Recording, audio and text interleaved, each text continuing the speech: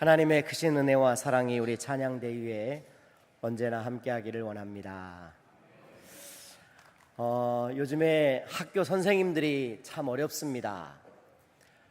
스승은 존경받고 학생은 사랑받고 학부모는 협력할 때 좋은 교육이 되는 건데, 학부모들이 너무 힘들게 하세요. 자기 자식만 알고, 또 우리 교육기관이 마치 관리기관이 되어진 느낌이어서 마음이 안타깝습니다. 우리 교회 선생님들이 많이 계세요. 그래서 선생님들 꽃다발을 오늘 하나씩 힘내시라고 주려고 합니다. 괜찮지요? 예. 은퇴하신 선생님들도 드립니다. 또 우리 어린이집 선생님들도 드렸습니다. 윤덕현 장로님, 장욱 장로님, 최한석 장로님, 정명애 권사님, 김상엽 집사님, 김보승 집사님, 양봉석 집사님, 고진아 집사님, 이영식 집사님, 양혜숙 집사님, 박세아 집사님, 태아영 집사님, 윤동원 집사님, 강유라 집사님, 이창훈 집사님, 노이숙 집사님, 이성미 집사님, 호명하신 분들은 앞으로 나오시기 바랍니다. 예, 눈치 보지 말고 나오세요. 예, 대학에서 가르치시는 분들도 호명해 드렸습니다. 얼른 나오십시오. 예. 예.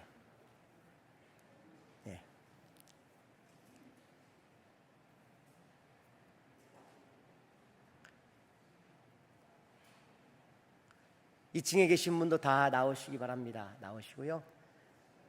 우리 제가 선물 하나 드리고 함께 이 자리에서 우리 분들 축복 한번 해드리고 이제 들어가시는 겁니다.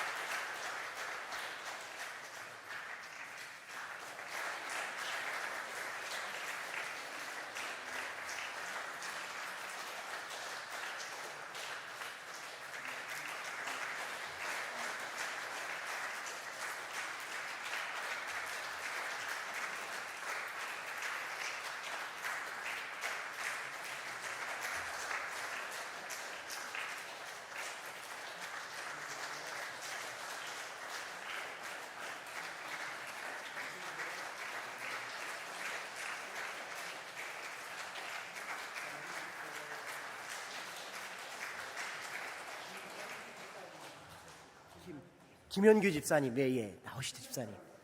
예, 최명자 권사님, 예, 얼른 나오셔요. 예, 호명을 못해서 죄송합니다. 권사님 얼른 나오세요. 예.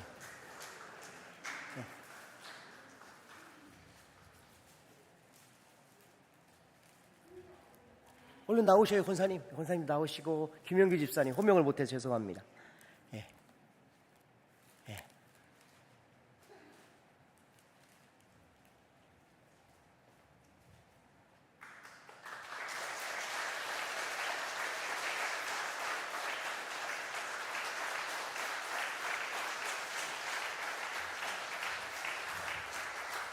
혹시 또 호명 안 하신 분, 나는 교사인데 호명을 못 받았다 하신 분 계십니까? 예, 없으시면 뒤로 돌아서 우리 한번 축복해드리게요. 힘내시라고. 당신은 사랑받기 위해 태어난 사람. 반주 부탁드립니다. 반주. 아니, 우리 찬양 하나 하시고 할 거예요. 그대로 서 계시고 찬양 하나 하고 하실 겁니다. 우리 반주해 주세요. 예.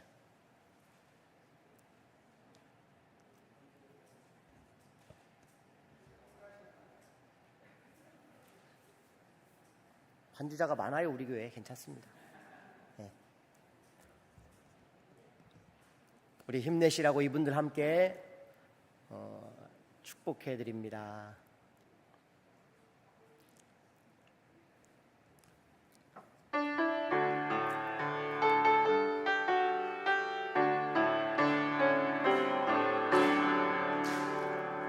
당신은 사랑받기 위해 태어난 사람. 당신의 삶 속에서 그 사랑받고 있지요. 당신은 사랑받기 위해 태어난 사람.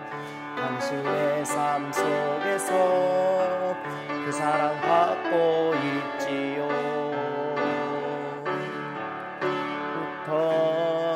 시작된 하나님의 사랑, 우리의 만남을 통해 열매를 맺고 당신이 이 세상에 존재함으로 인해 우리에게 얼마나 큰 기쁨이 되는지. 당신은 사랑받기 위해 태어난 사람, 지금도 그 사랑 받고 있지요. 당신은 사랑받기 위해 태어난 사람, 지금도 그 사랑 받고 있지요. 감사합니다.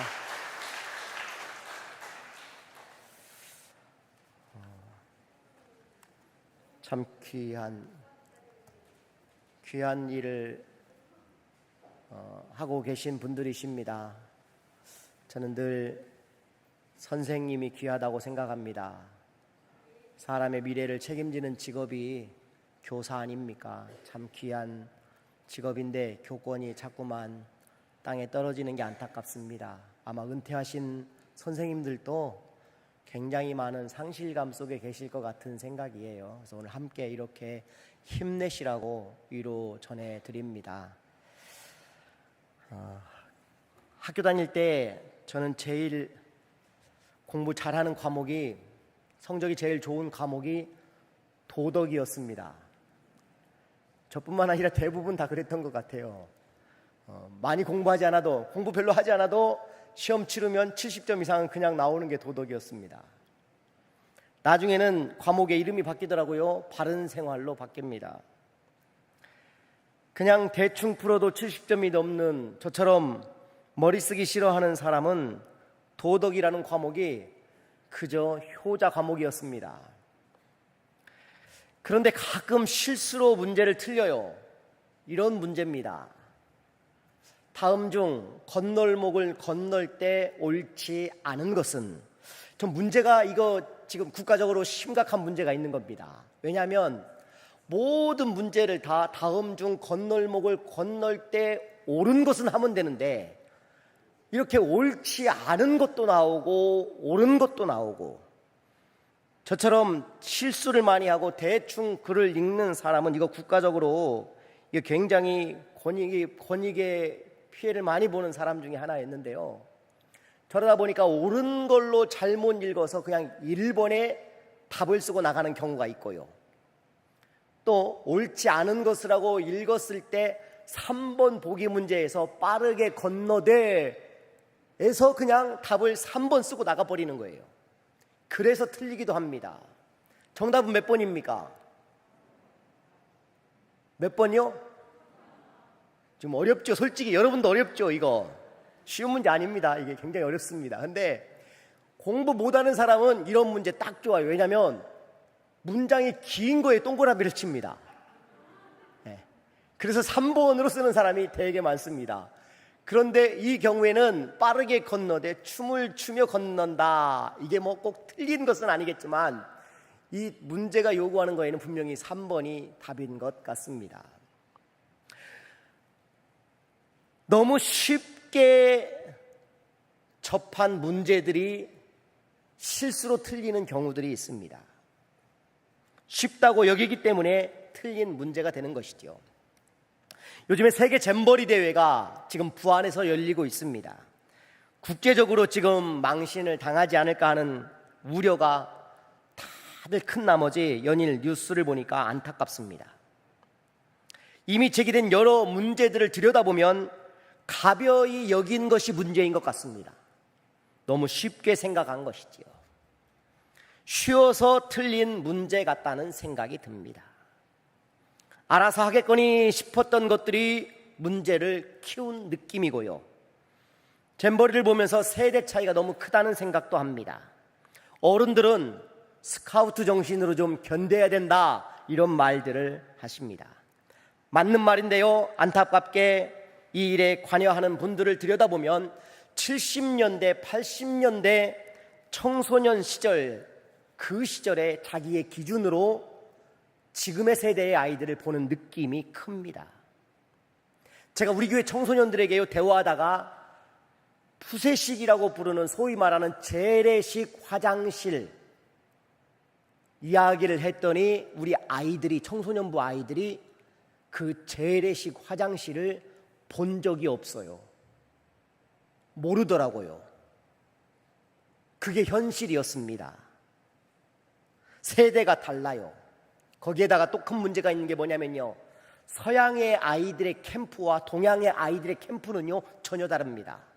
서양의 아이들이 캠프를 갈 때에는요, 이 아이가 어떤 음식에 알러지가 있는지 없는지, 그리고 이 아이가 어떤 트라우마를 안고 사는지, 몇 시에 자고 몇 시에 일어나는지 모든 리스트를 다 가지고 관리하는 관리자들이 있단 말이에요.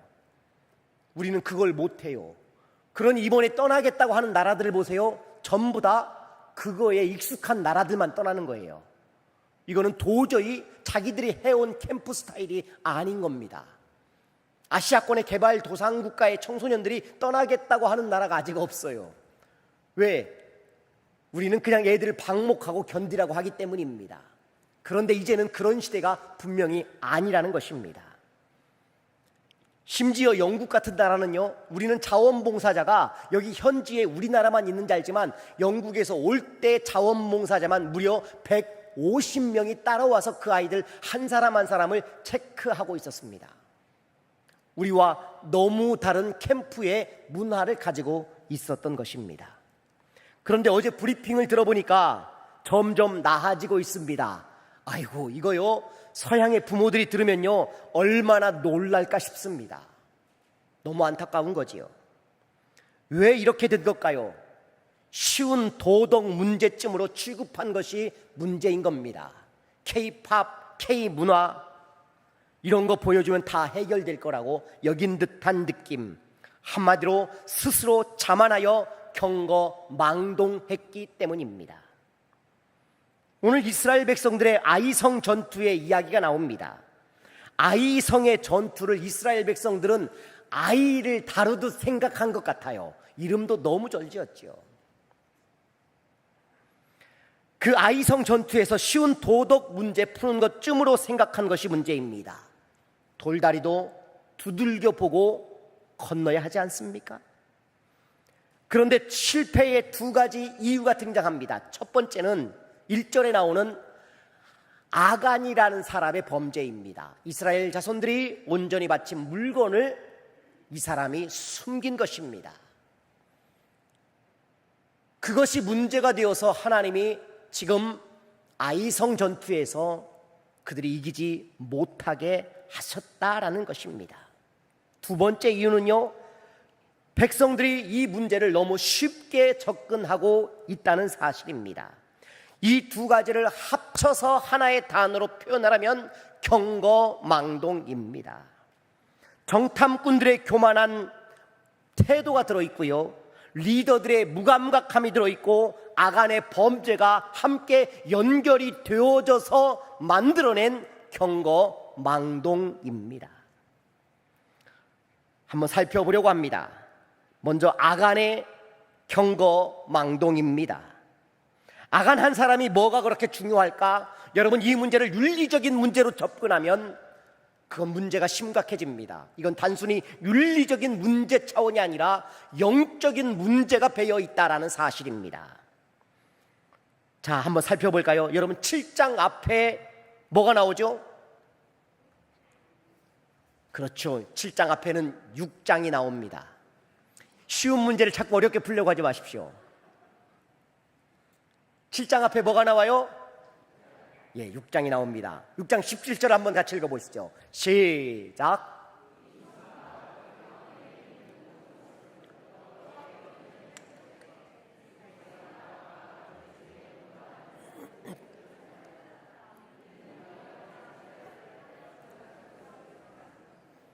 아멘. 여기 보니까 여호와께 온전히 바치되, 그리고 오늘 본문에도 보면은요, 자주 등장하는 단어가 7장에 6장과 7장 사이에 히브리 원어를 보게 되면요, 아주 두드러진 한 단어가 나옵니다. 그 단어가 뭐냐? 헤렘이라는 단어입니다. 이 헤렘이라는 단어의 사전적 의미는 일반적인 용도의 사용을 금하고 성별되어진 것, 하나님께 완전히 구별되어진 것을 헤렘이라고 부릅니다. 그런데 누군가가 헤렘을 건드렸기 때문에 하나님이 그것을 참지 않으셨다라는 것입니다. 헤렘의 무게감은 어느 정도이냐? 그 헤렘의 무게감은 하나님의 거룩하심과 동일하다라고 부를 정도라고 합니다. 하나님 뭐 좀 그냥 내두시지, 뭐 한 사람 범죄한 것 가지고 저렇게 힘들게 하시나? 아니요, 그것은 한 사람의 단순히 윤리적인 문제가 아니라 하나님의 것, 건드려서는 안 되는 헤렘을 건드려 버렸기 때문에, 하나님께 온전히 바쳐진 물건이 무너지고 있었기 때문에 마치 이것은 11조와도 같은 것이었습니다. 왜 11조냐? 이스라엘 백성들이 요단강을 건너가고 제일 먼저 만난 첫 번째 전쟁이 바로 여리고 전쟁이거든요. 그 여리고 전쟁은요, 하나님이 뭐라고 말씀하십니까? 그 안에 있는 어떤 것도 취하지 말라는 겁니다. 왜? 그것은 하나님께 온전히 드려져야 된다는 겁니다. 그런데 거기에 있는 물건을 훔친 사람이 나오는 거예요. 그 사람의 이름이 뭐예요? 간땡이가 부은 사람. 그래서 간입니다, 이 사람이. 이 아간이라는 사람이 뭘 훔쳤습니까? 7장 21절에 나옵니다. 같이 읽어보시죠. 시작.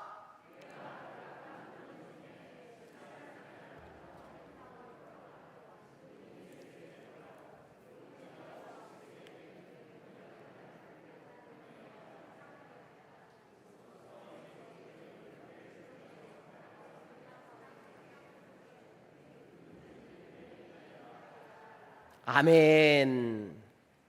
여기 보면요, 다른 거 냅두고 훔친 것 중에 신할산 아름다운 외투라는 게 등장합니다.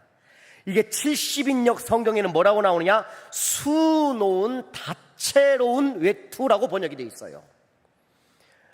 신할산은 이 신할이라는 데는 어디를 말하느냐? 바벨론 지역을 말하는 것입니다. 다시 말하면 이것은 바벨론의 명품입니다. 요세푸스는 이것을 뭐라고 표현했느냐? 온통 금으로 짜여진 왕의 외투라고 번역하고 있었습니다. 여러분, 이게 요즘 언어로 바꾸면 이렇게 바꿀 수 있을 것 같아요. 프랑스제 에르메스 정장 한 벌과 은으로 된 티파니 목걸이, 그리고 까르띠에 금팔찌를 보고 아간이라는 사람이 눈이 뒤집혀 버린 거예요. 구별을 잃어버린 죄가 온 것입니다. 사도행전 5장 1절과 2절을 보면 아나니아와 삽비라는 사람이 나오지 않습니까? 아나니아라 하는 사람이 그의 아내 삽비라와 더불어 소유를 팔아 그 값에서 얼마를 감춤해 소유를 팔아서 사도들 앞에 가서 그 판 보온을 내놓습니다. 그리고 그가 마치 전부를 내놓은 것처럼 이야기하고 있었습니다.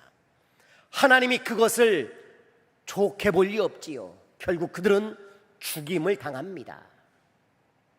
여러분, 구별을 잃어버리는 죄가 이렇게 무서운 줄 우리가 기억하셔야 합니다.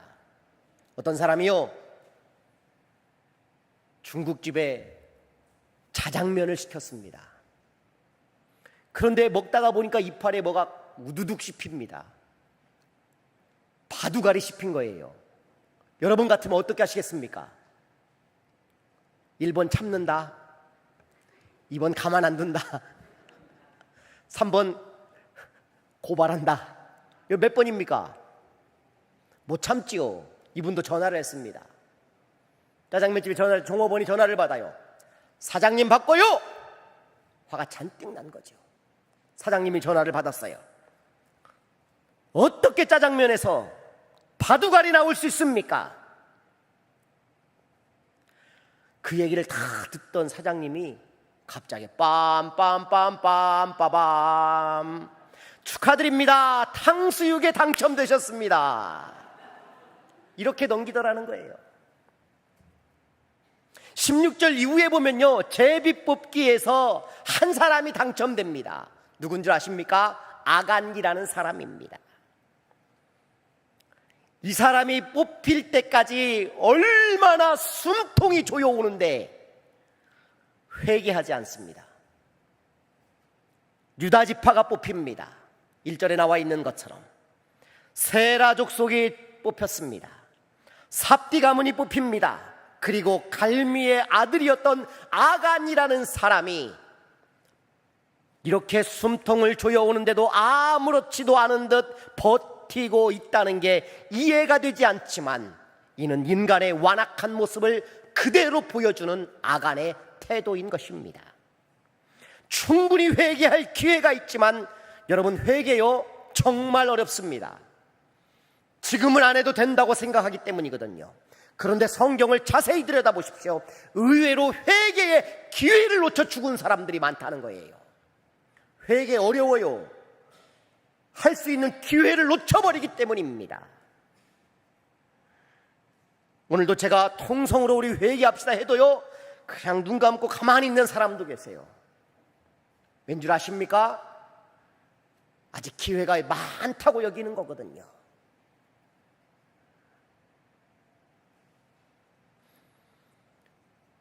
여러분, 7장 이전까지 큰 사건이 하나 있죠. 7장 이전에 6장에 뭐가 나옵니까? 여리고 성이 함락됩니다.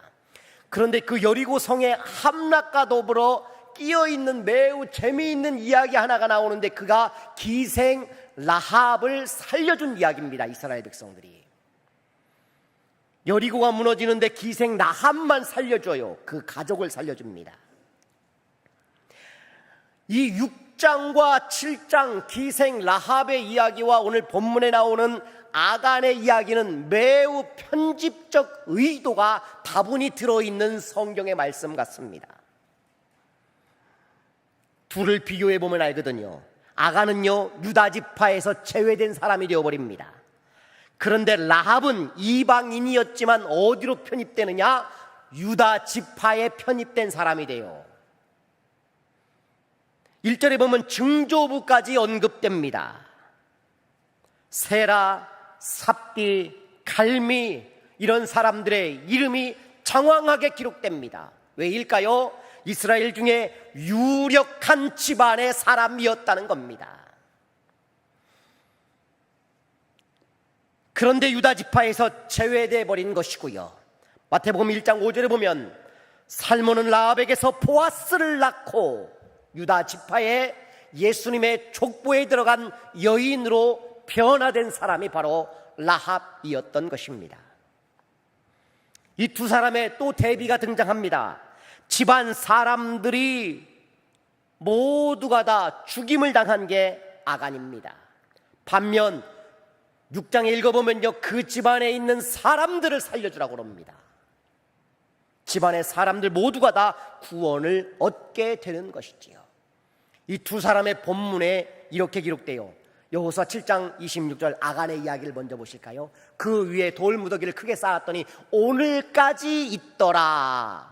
여호와께서 그의 맹렬한 진노를 그치시니 그러므로 그곳 이름을 오늘까지 아골골짝이라 부르더라. 오늘까지 있더라는 겁니다.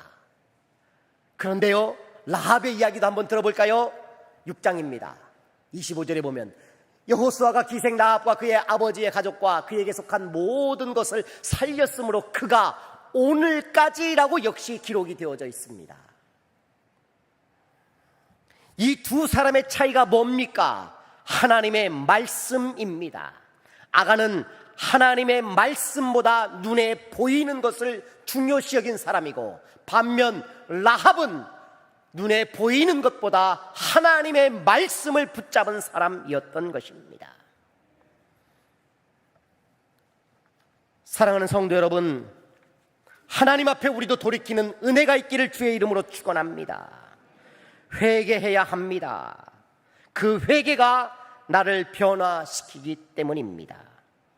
고람되고 하나님 앞에서 살지 못하는 우리의 삶을 회개하지 않으면 우리도 아간입니다.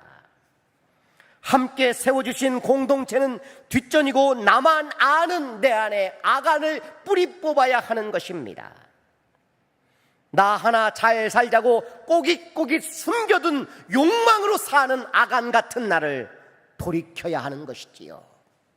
아간이 무너질 때 은혜가 옵니다.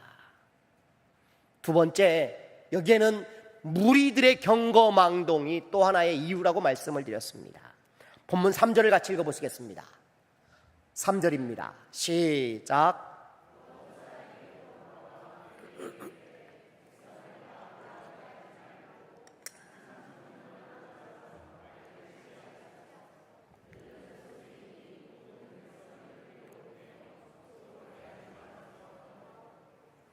아멘.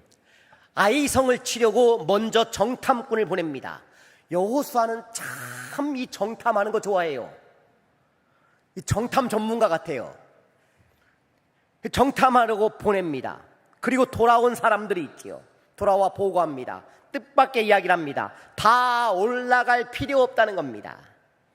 2-3천 명이면 족하겠다고 말하고 있고 그들은 소수라고 이야기하고 있습니다.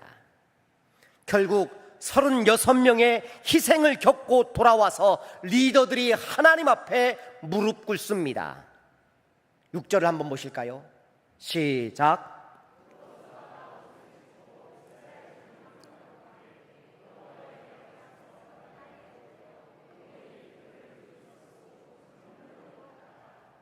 아멘. 여러분, 저는 이 7장을 읽으면서 은혜가 잘 되지 않아요. 왜냐면요, 왜 이 많은 사람들이 집단적 최면에 걸린 것처럼 신중하지 못했을까 하는 생각 때문입니다. 왜일까요? 이유가 있습니다. 불과 며칠 전 그들은 아이성과는 비교도 되지 않는 어마어마한 여리고를 무너뜨리고 왔기 때문이에요. 그래서 그들에게는 우쭐한 마음과 함께 경거망동이 배어 있었던 것입니다. 여러분, 우리가 무엇으로 나의 자랑을 삼을 수 있습니까? 하나님 앞에서 우리가요, 어린아이같이 되지 않으면 안 됩니다. 겸손하셔야 됩니다. 어떤 삶의 문제 앞에서도 내가 가진 재능, 내가 해결할 수 있는 문제 해결의 능력이 문제가 아니라 하나님이 함께 하시는 은혜가 먼저여야 하는 것이지요. 숫자 7이요, 자기보다 낮은 숫자인 6.5가 항상 형님 대접을 합니다. 칠형님, 칠형님 부르는 겁니다. 그러던 어느 날 이 6.5가 숫자 7 앞에 반말을 하기 시작합니다. 그토록 예의 바랐던 6.5가 어이 7 그러는 겁니다. 깜짝 놀랐습니다. 어이가 없어진 숫자 7이 화를 냅니다. 그러자 6.5가 이렇게 말합니다. 까불지 마 임마, 나도 점 뺐어.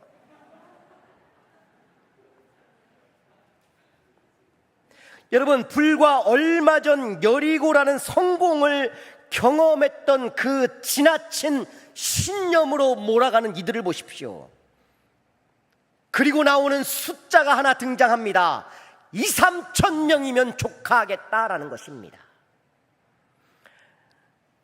이스라엘 백성들이 광야에 나와가지고 끊임없이 하나님 앞에 했던 말이 뭐예요? 왜 우리를 여기서 죽게 합니까? 아무것도 아닌 구름 기둥과 불 기둥을 쳐다보면서도 그들은 여전히 겁쟁이였는데 뜻밖의 단어가 등장합니다. 2-3천 명이면 될 것 같습니다. 믿음이 아닌 신념이 그들을 무너뜨린 것이지요. 내가 알고 있는 어떤 신념이 우리의 믿음을 무너뜨릴 수 있음을 기억하며 사셔야 합니다. 신념이 아닙니다. 굳어진 신념보다 내 믿음이 우선하는 삶을 살아야 하는 것입니다. 단 한 번의 거대한 전쟁에서 그들은 성공하며 생겨버린 굳은 신념 같은 것이 이제는 우리 다 이길 수 있을 것처럼 그들은 생각하고 나갔던 것이지요. 믿음은요, 신념을 포함하고 있지만 신념과 분명히 다른 것입니다. 믿음은 하나님의 말씀으로부터 시작하고 신념은 자기 경험과 생각과 확신으로부터 시작하는 것이 신념입니다. 믿음이라는 것은요, 과정이 순종이고 신념이라는 것은 과정이 불굴의 의지예요. 믿음의 결과는 하나님께 영광을 돌리지만 신념의 결과는 자신에게 영광을 돌리거든요. 믿음은 주님이 책임져 주시지만 신념은 자신이 책임져야 하는 것이 신념인 것입니다. 좋은 신념은 유익합니다. 필요하지요. 왜 필요하지 않겠습니까? 그러나 신념이 잘못되어 악한 아집이 되어버리면 모두를 힘들게 만드는 것입니다. 나폴레옹의 명언 가운데 이런 말 있죠. 내 사전에 불가능이란 없다. 이건 그의 신념입니다. 반면 다윗은 이런 말을 합니다. 너는 칼과 창과 단창으로 내게 오거니와 나는 만군의 여호와의 이름으로 나가노라. 이건 믿음이었습니다. 전쟁이 하나님께 속했다는 것을 이들이 잊어버린 것이지요. 여러분, 구약 성경을 읽어보십시오. 그 숱한 이스라엘의 전쟁들을 다 읽어보십시오. 하나의 공통점이 나옵니다. 하나님이 함께 하실 때 그들이 이길 수 있었어요. 하나님이 없을 때는 그들은 언제나 멸망의 길이었습니다. 그럼에도 불구하고 3,000명이라는 밑도 끝도 없는 숫자가 이들에게 나와버린 것입니다. 교만이지요. 그들의 경거망동이 일어난 것입니다. 이 사람들이 전쟁을 할 수 있는 사람인가요? 아니요. 이들이 지금 전쟁이라고 했던 것은요, 돌다가 소리 지르는 게 전부였어요. 그런데 3,000명이면 되겠다고 여긴 겁니다. 아이를 너무 우습게 본 경거망동이었습니다. 쉬운 도덕 시험 문제점으로 여겼던 게 그들의 문제였던 것입니다. 역대하 20장 15절에 보면 이런 말씀이 나옵니다. 아하스엘이 이스를 이르되 온 유다와 예루살렘 주민과 여호사밧 왕이여 들을지어다. 여호와께서 이같이 너희에게 말씀하시기를 너희는 이 큰 무리로 말미암아 두려워하거나 놀라지 말라. 이 전쟁은 너희에게 속한 것이 아니요 하나님께 속한 것이니라. 전쟁을 이기게 하시는 분은 하나님이십니다. 하나님의 개입, 하나님의 도움이 먼저여야 하는 것이지요. 시인 이성복 씨의 시 가운데 그날이라는 시가 있습니다. 그 그날이라는 시의 마지막 구절에 이런 문장이 나옵니다. 모두 병들었는데 아무도 아프지 않았다. 잔디 뽑는 아낙네, 거리의 시장 사람들 모두 병들었는데 아무도 아프지 않았다고 말합니다. 병들었는데 아프지 않았다고 하면 진짜 더 큰 문제인 것입니다. 사람들은 집단의 지성에 문제가 생기거나 실패가 왔을 때 사회 심리학적인 용어들을 사용해 가며 도피해 보려고 합니다. 그러나 믿음의 사람들은 본질로 돌아가야 합니다. 하나님이 계신지 아닌지, 나의 죄가 무엇이었는지를 되새겨 보아야 하는 것입니다. 그들이 그렇게 쉽게 생각하고 선택한 숫자가 3,000명이었습니다. 그런데 이들이 놀라는 걸 보십시오. 몇 명 죽었습니까? 36명 죽었습니다. 전쟁에서 36명 많이 죽은 거예요? 적게 죽은 거예요? 솔직히 많이 죽은 거예요? 적게 죽은 거예요? 이거는 뭐 희생도 아니죠. 어떻게 보면 전쟁이라면 희생도 아닌 거죠. 36명 죽었는데 놀래가지고 다 도망쳤어요. 그런 겁쟁이들이었는데 3,000명을 자기들이 계산해서 내놓은 것입니다. 내 계산으로 살지 마십시오. 하나님의 계산으로 사는 저와 여러분 되기를 주의 이름으로 축원합니다. 그렇게 3,000명을 세워놓고요, 얼마나 허술한가 보세요. 누가 리더인지 지도자도 지금 세워놓지 않고 3,000명이 우르르 올라가 버렸다고 나오는 거예요. 이 무리들의 흔들림 속에 리더의 흔들림이 또 문제죠. 누굽니까? 여호수아의 흔들림이 문제입니다. 2절에 보니까 여호수아가 흔들렸어요. 올라가서 그 땅을 정탐하라 하매, 하나님의 말씀을 들었으면 이제는 정탐이 아니라 가서 싸워야 할 사람이고 하나님께 물어야 할 사람인 거예요. 그런데 여전히 자기 주특기만 나옵니다. 정탐부터 하고 오는 거죠. 여호수아조차 경험을 우선하는 모습을 우리가 살펴볼 수 있는 것입니다.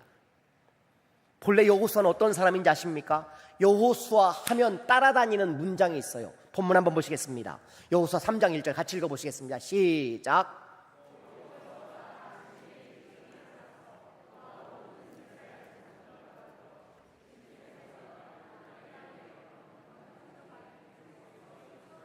아멘. 6장 12절을 보시죠. 또 빨간 글씨 보시죠. 아침에 일찍이 일어나니. 8장 10절 보겠습니다. 아침에 일찍이 일어나. 이게 여호수아예요. 여호수아라는 단어가 성경에 나오면 입에 물고 나오는 단어가 있어요.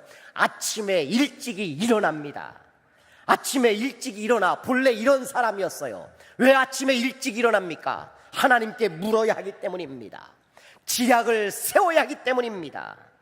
전략이 필요하기 때문에 그렇게 준비된 사람이었습니다. 그런데 오늘 7장의 아이성의 패배를 맛보는 여호수아를 보십시오. 그 어디에도 그 부지런함, 그 성실함을 찾아볼 수가 없다라는 겁니다. 그도 묵인하고 있습니다. 정탐의 경험만 묵인하고 있는 것입니다. 문제는 그런데 전혀 다른 곳에 있었죠. 아간의 경거망동, 그리고 자만과 오만으로 가득 찬 백성들과 리더들의 경거망동이 그들의 망함이었던 것입니다. 말씀을 정리합니다. 여러분, 우리가 무엇을 따라가야 할까요? 그 따라가는 것이 우리 인생의 좌우가 되는 것입니다.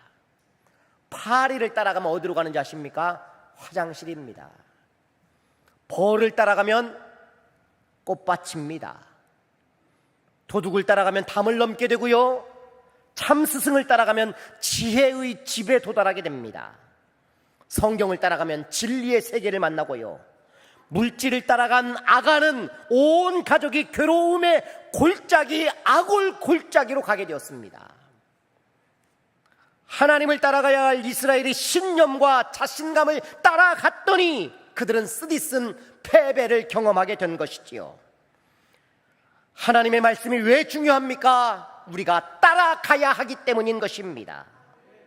아간을 묵상하며 로마서 5장 19절이 생각났습니다. 한 사람의 순종하지 아니함으로 많은 사람이 죄인 된 것 같이 한 사람이 순종하심으로 많은 사람이 의인 되리라. 한 사람의 불순종이 모든 사람을 괴롭게 합니다.